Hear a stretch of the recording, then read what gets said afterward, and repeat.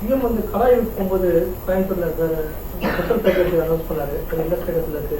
யானைகள் எல்லாம் குடியிருப்பு பகுதியில் வராம இருக்கிறதுக்கு ஸ்பெஷல் பேக்கேஜ் அனௌன்ஸ் பண்ணாரு. அந்த ஒர்க்கு என்ன ஸ்டேட்டஸ்? நம்ம டிபிஆர் ரெடி பண்ணிட்டு இருக்கோம் சார்.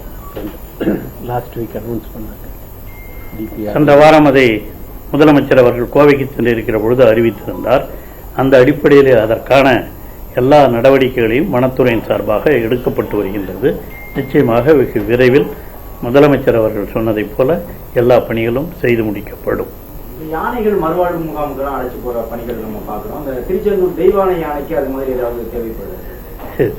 அந்த திருச்செந்தூர் தெய்வானை யானையை நம்ம அனுமதி இல்லாமே அங்கே வச்சிருந்தது. வனத்துறையினோட அனுமதியே இல்லை. அந்த யானையே அஸ்ஸாம்லேருந்து வந்ததுன்னு நீங்கள்லாம் பத்திரிகையில் டிவியெல்லாம் பார்த்துருப்பீங்க. அந்த மாதிரி ஒரு சூழ்நிலைகள்லாம் வளர்ந்தது. இருந்தாலும் எதுவாக இருந்தாலும் அதை பாதுகாக்க வேண்டிய பொறுப்பும் எங்களுக்கு இருக்கிறது என்ற காரணத்தோடு அதற்கான நடவடிக்கைகளையும் வருங்காலத்தில் எடுக்கும். தமிழ்நாடு முழுக்க இருக்க கோயில் யானைகள் எல்லாமே இப்போ வனத்துறை அனுமதி முறையாக இல்லாம தான் கன்சல்ட் பண்ணி அது எல்லாம் கன்சல்ட் பண்ணிட்டு தான் இருக்கிறாங்க. கன்சல்ட் பண்ணி கேட்பாங்க. அந்த அடிப்படையில் நாம் சொல்கிறோம்.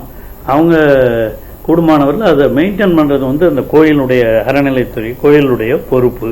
அவங்க அதை சில நேரங்களில் செய்யாத காரணத்தினால் இது போன்ற நிகழ்வுகள் நடைபெறுகின்றன.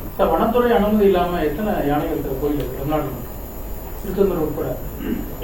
அது எண்ணிக்கையில் அவ்வளோ தெரியாது. பல்வேறு கோயில்களில் பெரும்பாலும் அனுமதி பெற்று வைத்திருக்கிறார்கள்.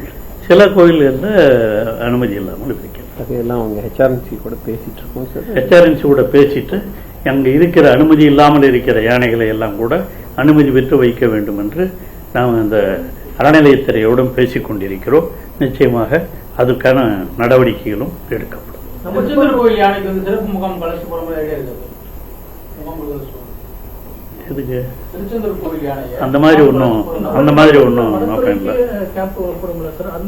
அவங்க வெட்டினரி டாக்டர்லாம் போய் இன்ஸ்பெக்ட் பண்ணியிருக்காங்க சார். அவங்க என்ன கொடுக்குறாங்க? வெட்டினரி டாக்டர்ஸ் போய் அதெல்லாம் இன்ஸ்பெக்ட் பண்ணி பார்த்துருக்காங்க. அவங்க என்ன ரிப்போர்ட் கொடுக்குறாங்கிறத பார்த்து அதனுடைய நடவடிக்கை எடுக்கப்படும். இந்த மலையேற்றத்துக்கு வந்து நம்ம அனுமதி கொடுத்துருக்காங்க வனத்துறையில் இருக்காங்க. இந்த ட்ரெக்கிங் இருக்கலாம். பட் அதுக்கான வந்து இந்த சூழ்நிலை ஆர்வலர்கள் அதை எதிர்ப்பு தெரிவிக்கிறாங்க. இந்த டீம் கூட லான்ச் பண்ணியிருக்காங்க. இந்த 40 இடங்களில் தமிழ்நாட்டில் வந்து இல்லை இந்த ட்ரெக்கிங் இது போட்டதுக்கு ஒரே ஒரு கேஸ் ஃபைல் பண்ணியிருக்காங்க சார். அதுக்கு நம்ம டிஃபெண்ட் பண்ணிட்டு இருக்கோம். அதற்காக சட்டத்துறையின் மூலமாகவே சட்டம் ரீதியாக நடவடிக்கை எடுக்கப்பட்டு வருகின்றது. மதுரை மேலூர் நாயக்கர்பட்டியில அந்த ஒரு ஆலை வரதா சொல்றாங்க. அந்த அரிட்டாப்பட்டி அந்த பகுதிகளில் கனிம வளம் எடுக்கிறதுக்காண்டி நம்ம ஏதாவது அப்படி முன் பண்ணிருக்காங்களா சார்? அரிட்டாப்பட்டி தானே அதுங்க. அரிட்டாப்பட்டி நிலம் முதல்ல வருவாய்த்துறையின் ட்ரஸ்ட் அந்த அடிப்படையில் தான் அது கொடுக்கப்பட்டது. அதில் குறிப்பாக நமது ஆட்சி வந்த பிறகுதான் இந்த அரிட்டாப்பட்டி நிலம் உயிர் பன்முகத்தன்மை பயோடைவர்சிட்டி ஹெரிட்டேஜ் சைட் ஆக அறிவிக்கப்பட்டது. அந்த இடத்த அறிவிச்சிருக்காங்க. அந்த இடத்துல 250 பறவை இனங்கள், அதே போல் மற்றும் வெள்ளை வல்லூர், ராசாலி பறவை போன்ற பல்வேறு புதிய பறவை இனங்கள் எல்லாம் கூட அங்கே இருக்கின்றன. ஆகவே அது வனப்பகுதியாக பாதுகாக்கப்பட வேண்டும் என்பதில் தமிழக முதலமைச்சர் அவரும் முக்கிய கவனம் செலுத்தி தான் இந்த ஆட்சி வந்த பிறகுதான் அந்த பயோடைவர்சிட்டி சைட் என்று அறிவிக்கப்பட்டது. அதில் இப்போ ஒரு ஆலை உருவாக்குவதற்காக ஒன்றிய அரசு அனுமதி அளித்திருக்கிறது. அது வனத்துறையினுடைய அனுமதிக்கு வருகிற பொழுது நிச்சயமாக நாங்கள் இந்த கருத்துக்களை எல்லாம் எடுத்துச் சொல்லி அதை நிராகரிக்க வேண்டும் என்ற வேண்டுகோளை தமிழக அரசின் சார்பில் வனத்துறையின் சார்பில் வைப்போம்.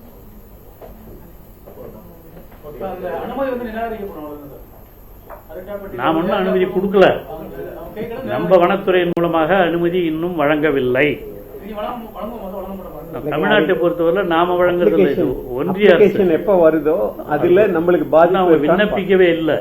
அது விண்ணப்பித்த பிறகு நாம் இந்த காரணங்களை சொல்லி பாதிப்பு இருந்ததனால் அது நிராகரிக்கும்.